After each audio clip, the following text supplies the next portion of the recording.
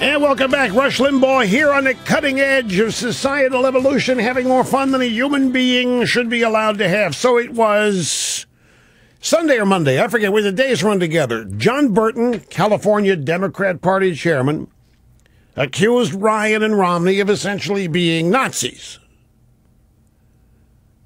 spreading the big lie a la Joseph Goebbels. And now South Carolina Democrat chairman Dick Harpootlian has just compared Nikki Haley, the governor, Republican governor, to Hitler's mistress, Eva Braun. It happened this morning at a breakfast in Charlotte.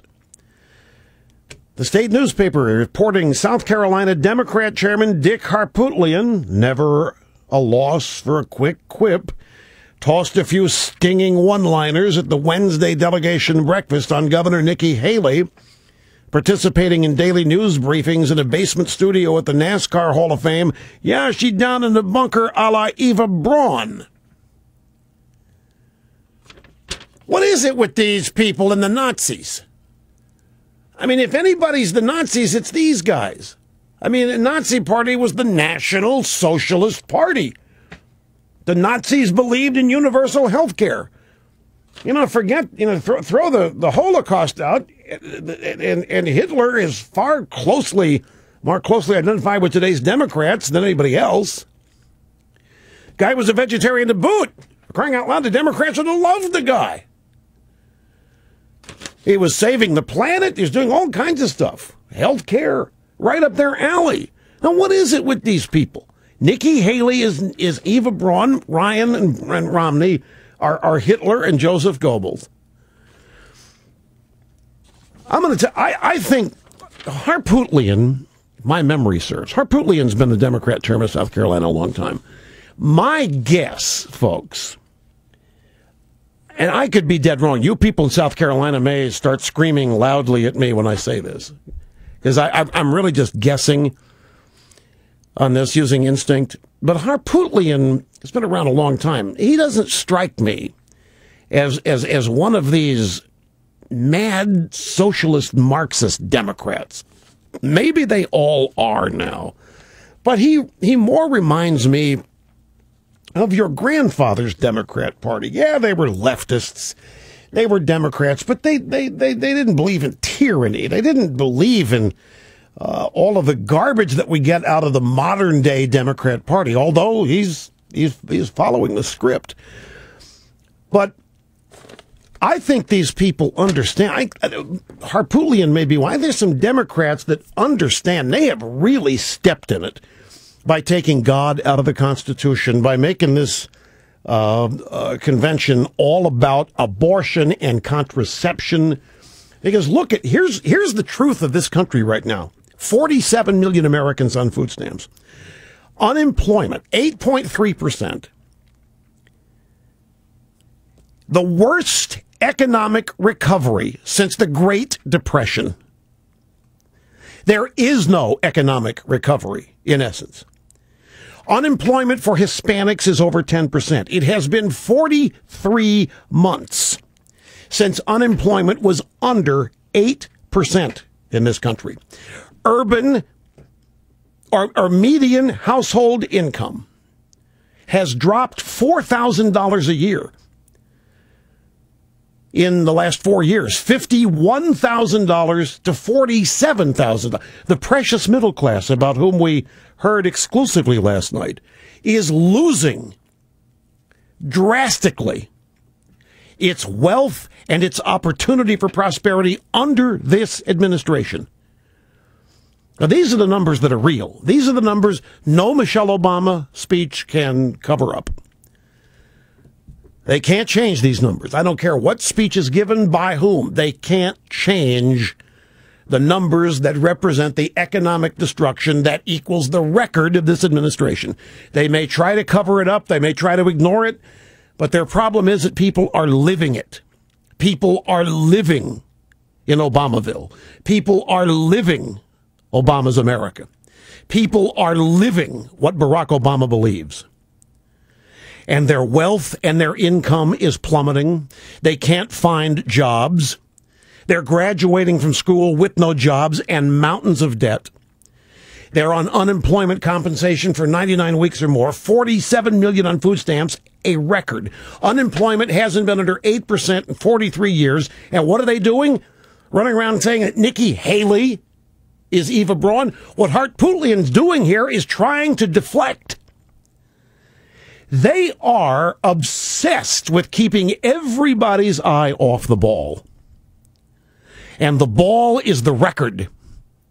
And the record is the evidence of the failure of Barack Obama. And that's what they're desperately trying to cover up.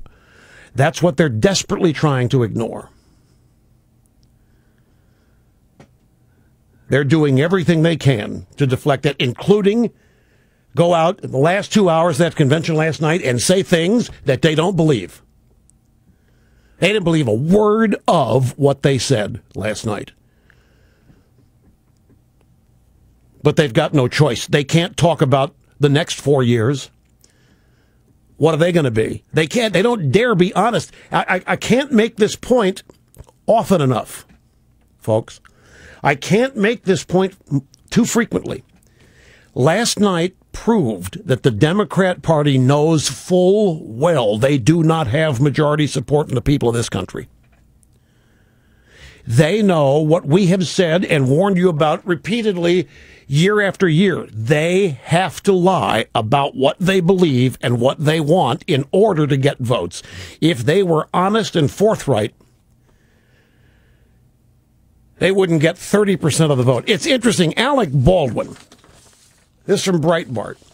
Alec Baldwin says if Obama was white, he'd be up by 17 points. You want to know the truth?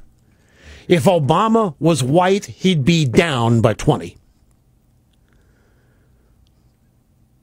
If Obama was white, this election would be over.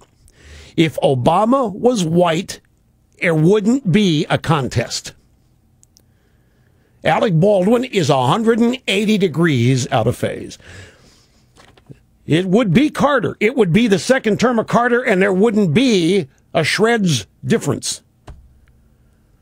And there wouldn't be all this talk about hope and change and all these slogans and so forth. No, they're dead wrong about that. They know they're out of touch with the mainstream of this country. They know they are diametrically opposed to the mainstream of this country. They took God out of the platform. They lied. Debbie Blabbermouth Schultz went out there and lied specifically twice, even after being caught, which she's been doing regularly on CNN, wherever they get her to go. She lies, and no matter how much evidence is shown to her that she just keeps lying, because get the message out. Just get the lie out. Joseph Goebbels, just keep lying. Just tell the lie. They took God out of the platform, and they're telling everybody that the only thing we all have in common is government. Government is what unites us. Where's the audio? So grab audio soundbite number 3. It's just 13 seconds. This is a snippet of a DNC video. We do believe you can use government in a good way. Government's the only thing that we all belong to. We're in different churches, different clubs, but we're together as a part of our city or our county or our state. That's what they believe. And of course they're out there denying. Oh, no, wait a minute. That's a local group that did that, the Democrats. That wasn't us. That's some renegade group, some rogue group. We didn't do that. The Republicans were all over this. We don't belong to government. Government belongs to us. Government's the only thing we all belong to. And that, if you were able to wade through all the confusion last night in the last 2 hours of that convention, I don't care whether it was Castro, whether it was Rahm Emanuel, Michelle Obama, the message was clear. There wasn't a single mention of small business. There wasn't a single mention of the private sector. There wasn't a single. It was all tied to government. It was all about how we are wards. We are stewards of the state. It's the state that makes us. The fact that the state cares about us is what gives us hope. The fact that the people at the top at government care. That's all we need. That's all we need to know. We don't need to know anything else. We don't need to ask any other questions. Barack cares. And that's it. That's enough. That's all we need. Once you know that Barack cares, you don't have a single worry. You don't have a single concern because Barack cares. And how do we know he cares? Because his wife is in love with him now more than she ever has been. Despite the fact that on their first date, his car was so rusted out, had a hole in the bottom, she could see the street go by. Oh, and at his first coffee table, he found in a dumpster.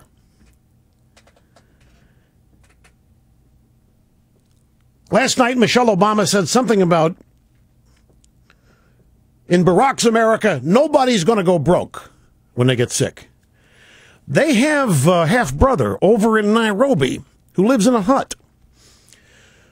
Family member of the brother got sick, needed $1,000 for medical treatment. The guy didn't bother calling Barack because he knew he wouldn't get a call back. He knew Barack wouldn't take his call. Barack cares.